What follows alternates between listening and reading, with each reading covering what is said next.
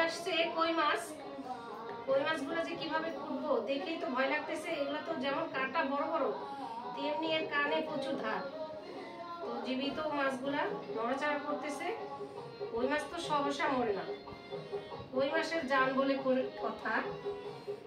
আসসালামু আলাইকুম বন্ধুরা, কেমন আছেন? আশা করি আল্লাহর রহমতে ভালো আছেন। আমরাও ভালো আছি আলহামদুলিল্লাহ। তো এখন কই মাছটা কেটে নেই, কেটে ধুয়ে পরিষ্কার করে সরাসরি চলে যাব রান্না করতে। সঙ্গে থাকুন, দেখতে থাকুন আজকে আমি কই মাছ দিয়ে কি রেসিপি তৈরি করি। কই মাছগুলো কেটে ধুয়ে পরিষ্কার করে নিয়ে আসলাম, সাথে আমিও একেবারে গোসল করে চলে আসলাম রান্না করতে। মাছ কুটলে একদম ময়লা মাখায় গেছি। তেল কই, সেজন্য 4টা কই মাছ নিয়ে নিছি। আর বাটা মশলা করব, বেটে নিছি পেঁয়াজ, টমেটো, হলুদ, মরিচ, আর এখানে বেটে নিছি আদা, রসুন, ধনিয়া, জিরা, আর এর সাথে কাঁচা মরিচ আর গোটা জিরা, তেজপাতা নিয়ে নিছি। এখন আমি মাছটা ম্যারিনেট করে নিব। এর ভিতরে দিয়ে দিতেছি পরিমাণ মতো লবণ আর একটু হলুদ মরিচ বাটা, যেহেতু আজকে আমি বাটা মশলা করব। আর এর সাথে দিয়ে দেব একটু সরিষার তেল। তেল কইটা কিন্তু সরিষার তেল দিয়েই করতে হয়। তেল, হলুদ, মরিচ, লবণ দিয়ে মাছটা মাখায়া 15 মিনিট রেখে দিব। ওই মাছগুলা একদম বড় বড়, তাই আমি একটু গায়ে কেটে কেটে দিছি যাতে মশলাটা ভিতরে ঢুকে।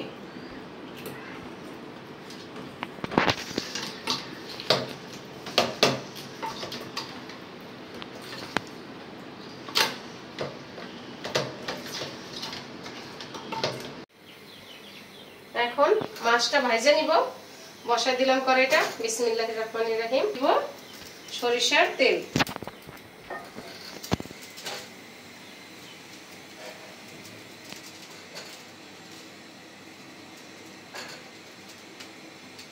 তেলটা গরম হওয়া পর তেল গরম হয়ে গেছে। এখন একটা একটা করে মাছ দিয়ে দিব। 2বারে ভাজবো। তো প্রথমে 2টা দিয়ে দিলাম, তারপরে আবার 2টা ভেজে নেব।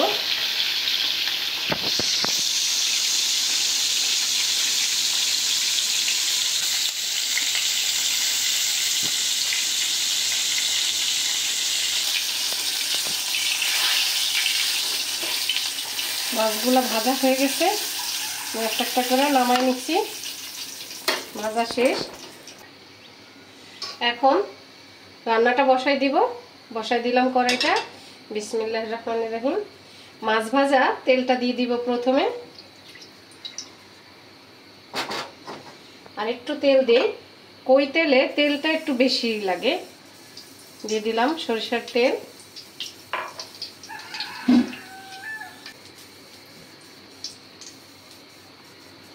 এখন তেল গরম হয়ে গেছে, এর ভিতরে দিয়ে দিব একটু আনাম জিরা আর একটা তেজপাতা একটু ছেড়ে দিছি।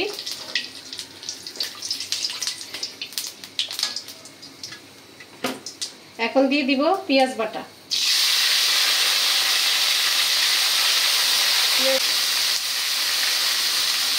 পেঁয়াজ বাটাটা তেলের সাথে ভেজে নেব।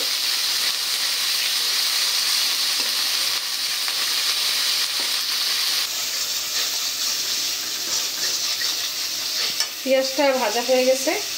এখন বাকি মশলাগুলো দিয়ে দিব। আগে একটু পানি দিয়ে দিই মশলাটা কষানোর জন্য। এখন দিয়ে দিব টমেটো বাটা,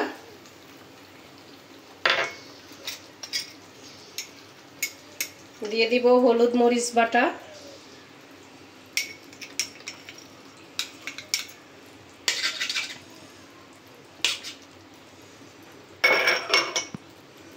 এখন দিয়ে দিব আদা, রসুন, ধনিয়া, জিরা আর একটা এলাচ একসাথে বেটে রাখছি, সেটা দিয়ে দিলাম। এখন মশলাগুলো কষাই নিব। দিয়ে দিব পরিমাণ মতো লবণ।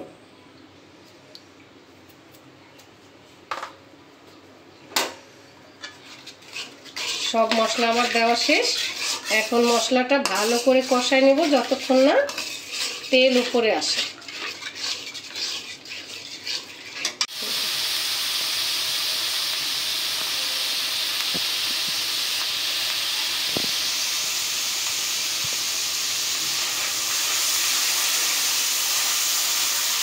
মশলাটা কষানো হয়ে গেছে, এই যে উপরে একদম তেল চলে আসছে এবং সরিষার তেলের একটা ঘ্রাণও আসতেছে, ঝাল সরিষার তেলের ঝাঁঝালো তেল কই।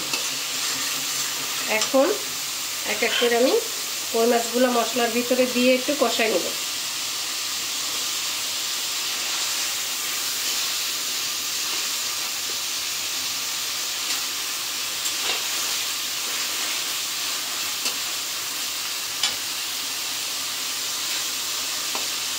একে একে সবগুলো কই মাছ দিয়ে দিলাম। এখন একটু উল্টায় পাল্টায় মশলার সাথে কষাই নেব।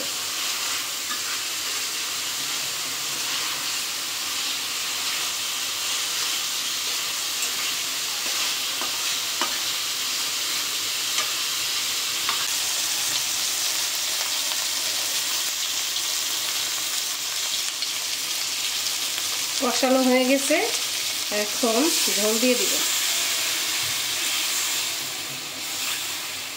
কই মাছগুলো আমি হালকা ভেজে নিছি।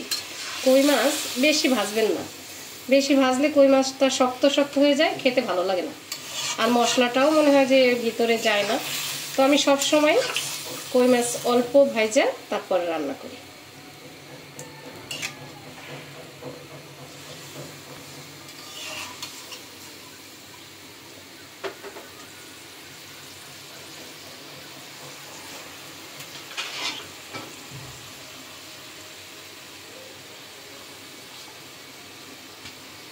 এখন ঢাকা দিব।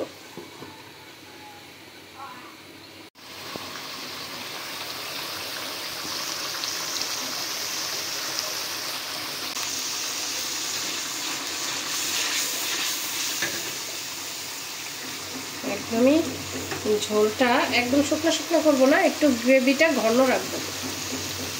উপরে তেল চলে আসলেই নামাই নেব।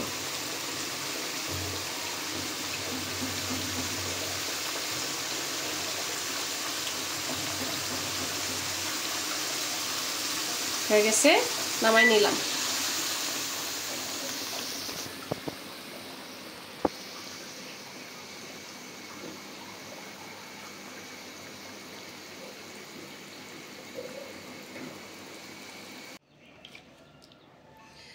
নিয়ে নেব এখন মাছটা।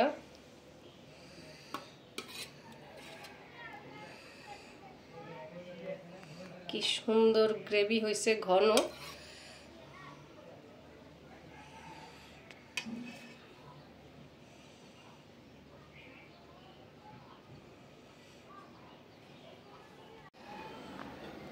খেয়ে দেখি কেমন রান্না করলাম, কেমন স্বাদ হইল।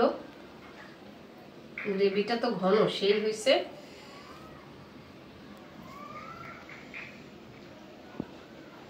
মাছটাও একদমই নরম, এই জন্য একটু কম ভাজছি আমি। বিসমিল্লাহ।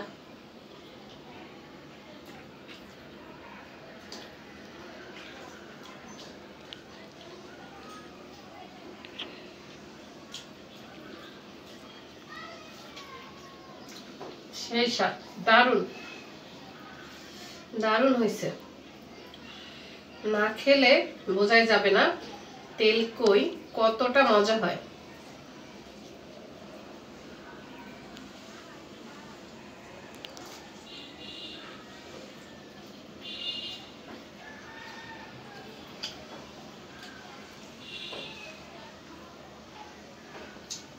এই সময় বেশি কই মাছ পাওয়া যায়, একদম পাকা কই মাছ। পাকা কই মাছ দিয়ে সরিষার তেল দিয়ে এবং বাটা পেঁয়াজ দিয়ে আজকে আমি রান্না করলাম তেল কই। বন্ধুরা, আপনারাও বাসায় ট্রাই করবেন। দুর্দান্ত স্বাদ হয়েছে আমার তেল কই। আশা করি আপনাদেরটাও খুবই মজা হবে। আজকে এ পর্যন্তই, দেখা হবে পরের ভিডিওতে। সে পর্যন্ত সবাই সুস্থ থাকবেন। ভালো থাকবেন। আল্লাহ হাফেজ।